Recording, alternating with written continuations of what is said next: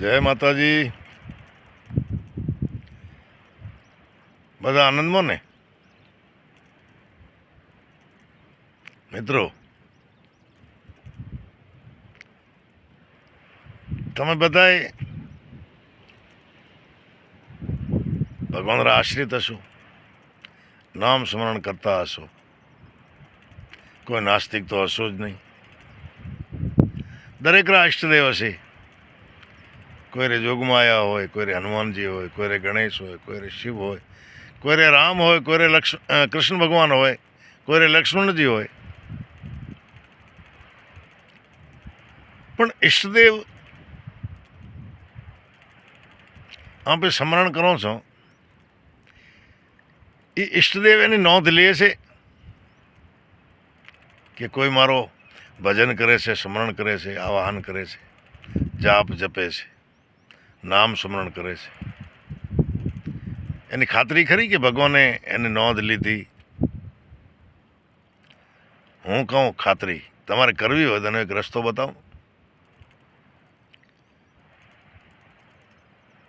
કે ભાઈ ભગવાન આપે જે બોલો છો એ ભગવાને સાંભળ્યો કે નહીં, ભગવાને નોંધ લીધી કે નહીં, એનો એક ઉપાય તમને બતાવો. માફ કરજો, હું કોઈ મોટો ભગત કા તપેશ્રી નથી, પણ મને અનુભવ થાય છે. મને એમ થાય કે તમને થોડાક એ વિશે વાકેફ કરો. પણ અનુભવ એને જ થશે જે રાત દિવસ ઈષ્ટદેવનું સ્મરણ કરતો હોય. હો, આજ હું જ કરવા માંડે ને પછી અડધે કલાકમાં કેમ અનુભવ ન થયા, એવો નથી. તમે 5-10 વર્ષોથી જેને નામરો રટણ કરો છો, એને જ શરણે છો, તો એની સાથે એ નોંધ ભગવાન લે છે કે નહીં એ ખબર પાડવી હોય તો એનો એક રસ્તો તમને બતાવો. તમે એકદમ જંગલ વિસ્તાર હોય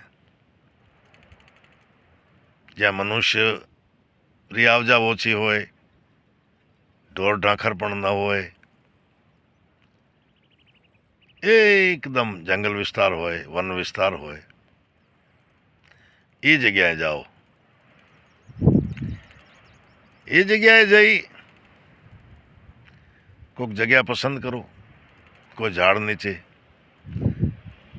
જેવી કે મારે ઝાડ પાછળ જોતા હશો, એને અમે કચ્છીમાં ખેર કહીએ, ખેર કુમટો કહેવાય એને.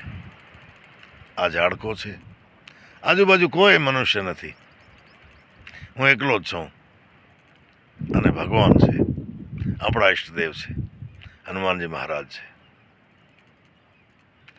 પણ હું 10 દી 15 દી મહિને દી ક્યારેક અખતરો કરવા આવો, પ્રયોગ કરવા આવો છું. આજે પણ આવ્યો, આજે મેં પ્રયોગ કર્યો અને પ્રયોગ મને અનુભૂતિ થઈ કે કોક છે મને સાંભળનારો મારી સાથે. તો આપને પણ જો પ્રયોગ કરવો હોય તો વનસ્પતિમાં જાઓ, ઈશ્વરને આગળ કરીને આપણા ઈષ્ટદેવને કામ ભળાવીને કે પ્રભુ આપને ભરોસે હું જ્યાં રહ્યો, જીવ જનાવર હું મારી રક્ષા કર્યા, અને એ કરે જ છે. પછી કોઈ વૃક્ષ નીચે બેહી અને તમારા ઈષ્ટદેવનું આવાહન કરો, હે પ્રભુ હું આપનું આવાહન કરું છું, આપને વિનંતી કરો છું કે આપ મને એવી કોઈ અનુભૂતિ કરાવો કે આપ મારો ભજન સાંભળો છો, સ્વીકાર કરો છો, હું જે રટણ કરો છો એ આપણે ધ્યાને જો હોય તો પ્રભુ મારા શરીરમાં કોઈ સંકેત આપો. અને મિત્રો, ભગવાન તમને તરત જ તમારા ઈષ્ટદેવ, એ પછી માતાજી હોય કે હનુમાનજી હોય, ગણપતિ હોય, રામ હોય, કૃષ્ણ હોય, તમારા શરીરમાં એ જ વખતે સ્ફૂર્તિ આવશે, વિચારોના વમળ શાંત થશે, મંદ મંદ સુગંધ આવવા માંડશે, અને વિચારો હજારો ગાઉ દૂર જતા રહેશે, ખાલી ને ખાલી ભગવાન તમને દેખાશે. એટલે આ ઈશ્વરની અનુભૂતિ છે. ઈશ્વર આપણો ભજન સાંભળે છે. ભગવાન તો ઘડીએ ઘડીએ આપણને દર્શન ન દે, પણ જો આવા અનુભવ થાય કે કોક મને સાંભળી રહ્યો છે, હું જે રટણ કરું છું એને કબૂલ કરે છે, એની નોંધ લે છે, તો આ એની એક નિશાની છે, આ એનો પ્રયોગ છે. મિત્રો, આજે હું પણ આ વનસ્પતિમાં આવ્યો છું. અત્યારે તો કાળઝાળ ઉનાળો છે, વૃક્ષો ઘણા બધા હુકાઈ ગયા છે, છતાંય જે કોઈ છે થોડાક એની નીચે બેઠો છું. ઈશ્વરને ભરોસે થોડી વાર માટે આ પ્રયોગ કર્યો અને ભગવાને અનુભૂતિ કરાવી, હનુમાનજી મહારાજે અનુભૂતિ કરાવી કે ભક્ત, હું તારું સ્મરણ સાંભળી રહ્યો છું.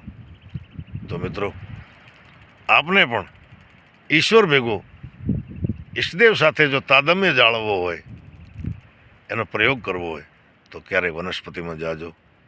કેવા અનુભવ થાય છે એ મને કોમેન્ટ કરજો, તો જરૂર એનો આપને રિપ્લાય આપીશ. તો ફરી મળશું કોઈ બીજી વાતમાં, કોઈ બીજી વિડીયોમાં. ત્યાં સુધી જય હનુમાનજી મહારાજ, જય સિયારામ.